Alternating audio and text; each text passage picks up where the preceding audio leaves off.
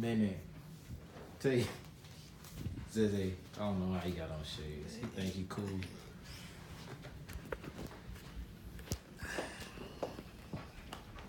Iron Bowl weekend. Do you want to know what I was doing last Thanksgiving? Getting ready for a big game, obviously. Well, my day started off with a 6 a.m. practice. All players get to go home if you stay less than 2 hours away, or otherwise you'll usually eat at a coach house. Everyone must return back to Auburn by 1 p.m. the next day. I am a junior football player, and I was a freshman All-American. You have to report to the complex by 2 o'clock, and we have to get treatment on our bodies, an hour stretching, or 30 minutes from recovering from an injury. From 2 to 3 p.m., after we're done stretching, we'll usually all get together and eat lunch in the team lunchroom in the complex. From 3:30 to 4, meetings, offense and defense, and 4 p.m. we have walkthrough offense and defense. 15 minutes each, split up when we go to special teams. Coach Mazan's speech helps us visualize the game and motivate us to get ready to perform our best. This article called The Secret of Effective Motivation also says this type of motivation helps boost the team confidence and gets the team ready to play. Normally, our bus picks us up at 5:30 p.m. to go to Montgomery, Alabama, which is where we stay, because Coach Mazan doesn't want any distractions or nobody going out. We always have team devotion around 6:30, and it's only 30 minutes with our team chapel, Brother Chet.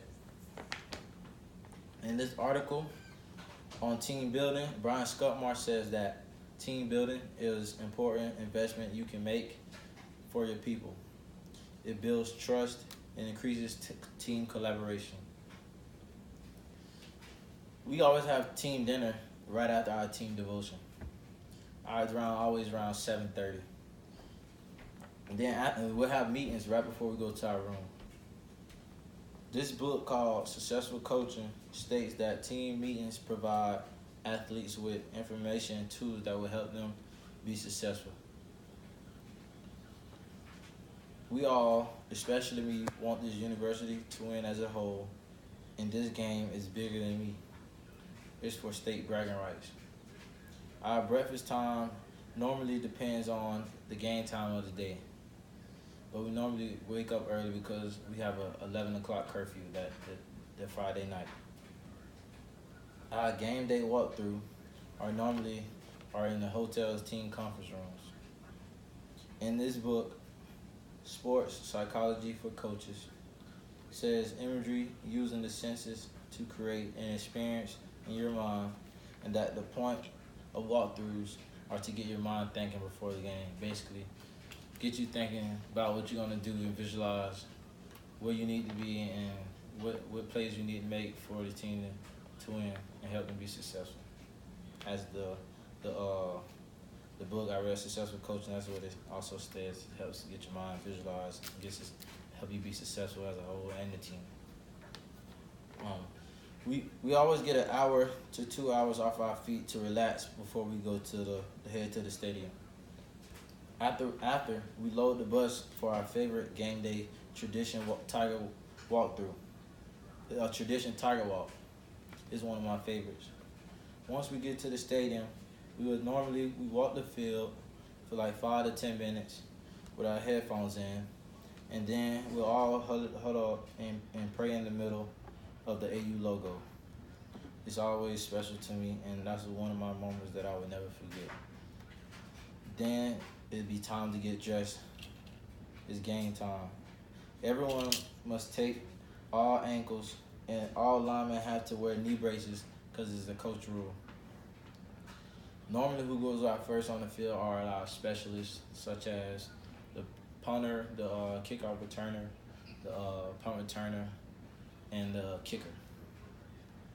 Quarterbacks normally go out second because they try to get their arms warmed up, and then the skill positions such as myself, defensive backs, linebackers,